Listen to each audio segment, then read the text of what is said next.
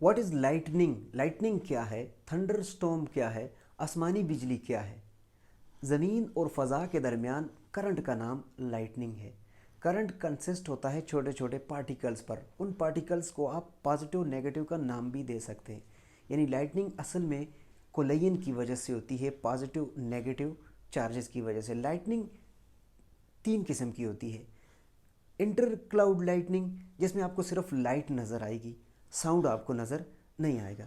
दूसरी है cloud to cloud lightning, एक बादल दूसरे बादल से टकराता है, क्लाउड टू क्लाउड लाइटनिंग कहलाती है। तीसरी है क्लाउड टू ग्राउंड लाइटनिंग, यानी क्लाउड से लाइटनिंग ज़मीन की तरफ आती है, उसे क्लाउड टू ग्राउंड लाइटनिंग कहते हैं। अब लाइटनिंग में लाइट हमें पहले नज़र आती है और साउंड बाद में हम सुनते हैं, क्योंकि लाइट की स्पीड है 3 लाख किलोमीटर फी सेकंड और साउंड की जो स्पीड है 330 जस्ट मीटर पर सेकंड या 340 मीटर पर सेकंड भी आप कह सकते हैं।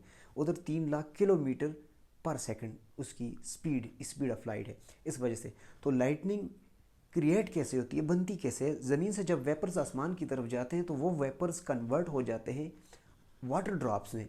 वो वाटर ड्रॉप्स, उन वाटर ड्रॉप्स को हम क्लाउड ड्रॉपलेट्स का नाम दे सकते हैं।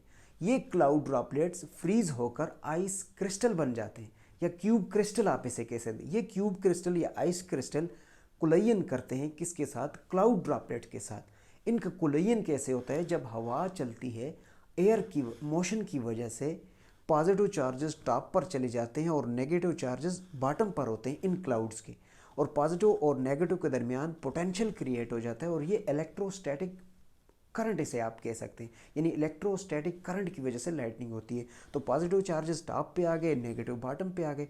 यहाँ पे टेम्परेचर भी दो किस्म का होता है, एक हाई टेम्परेचर, एक लो टेम्परेचर।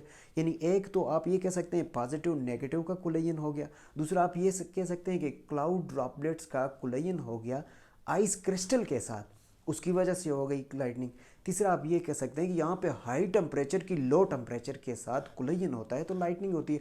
हाई टेम्परेचर इसका 27,000 से 30,000 सेंटीग्रेड तक होता है, और वाटर एयर जो होती है आपको पता है रेन का जो टेम्परेचर है वो तो लो होता है। तो जस्ट आप ये कह सकते हैं कि पॉजिटिव चार्जेस और नेगेटिव चार्जेस का कुलयन हुआ, या क्लाउड ड्रॉपलेट्स का कुलयन हो गया आइस क्रिस्टल के साथ, जिसकी वजह से लाइटनिंग होती है। अब लाइटनिंग हमें प्रिकॉशंस ये हैं कि हमने लाइटनिंग के सबसे पहले बिन्यामीन फ्रैंकलिन साइंटिस्ट ने एक लाइटनिंग रॉड बनाया। वो लाइटनिंग रॉड हर एक टावर पर लगा होता है, ऊंची बिल्डिंग्स पर लगा होता है। उस लाइटनिंग रॉड को आप इस तरह कह सकते हैं, कोई भी कंडक्टर आप अपनी बिल्डिंग के टॉप पर लगा दें, उसका कनेक्शन आप ज़मीन को दे दें, यानी जैसे ही लाइटनिंग उस पर पड़े तो वो फ़ौरन ज़मीन तक पहुंचाए।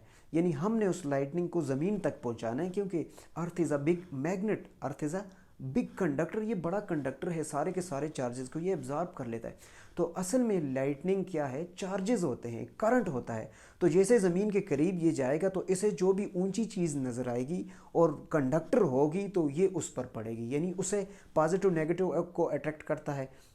तो ये उन चार्जेस को, यानी दरख्तों पर इसलिए पड़ती है, एक तो दरख्त ऊंचे होते हैं, ट्रीज़ ऊंचे होते हैं, ऊंची बिल्डिंग्स पर ट्रीज़ ऊंचे होते हैं, और एयर की वजह से जब मोशन बनती है तो मोशन की वजह से इलेक्ट्रोस्टैटिक करंट क्रिएट होता है, यानी पॉजिटिव और नेगेटिव चार्जेस की मोशन की वजह से चार्जेस क्रिएट होते हैं।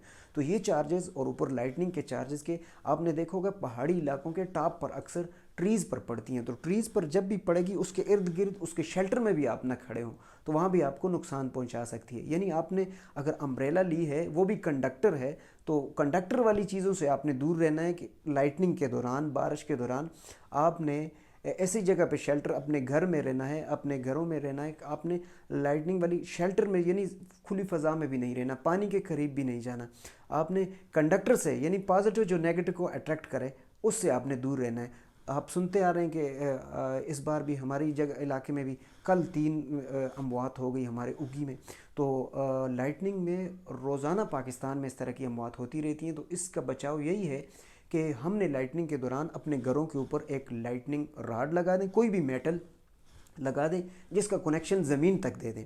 और दूसरा, इसके दौरान आपने एहतियात करनी है, अपने मोबाइल फ़ोन बंद करने हैं, खुली फ़ज़ा में नहीं जाना, बाहर बारिश में नहीं जाना, ओपन एयर में नहीं जाना, और ट्रीज़ से, ख़ासकर ऊंची बिल्डिंग से आपने और ट्रीज़ से दूर रहना है।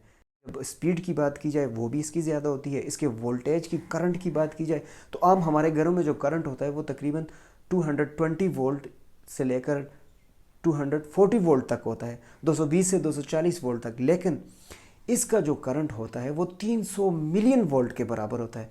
और इसके एम्पेयर की बात की जाए तो एम्पेयर भी इसका 30,000 एम्पेयर से भी एबव होता है, यानी इसकी जो करंट की मकदार है वो भी ज़्यादा होती है इसकी। तो लास्ट में मेरा क्वेश्चन आपसे ये है कि लाइटनिंग किसी भी एरोप्लेन में, जहाज़ के अंदर बैठे हुए लोगों पर अगर पड़े तो उनको नुकसान पहुंचाएगी कि नहीं? अगर नुकसान नहीं पहुंचाती तो उसकी क्या वजह हो सकती है? आपने इसका आंसर कमेंट बॉक्स में ये ज़रूर देना है कि लाइटनिंग अगर किसी प्लेन पर पड़ती है तो उनके अंदर जो पैसेंजर होंगे उनको नुकसान पहुंचाती है या नहीं। अगर नहीं पहुंचाती तो क्यों नहीं पहुंचाती? What is the reason behind this?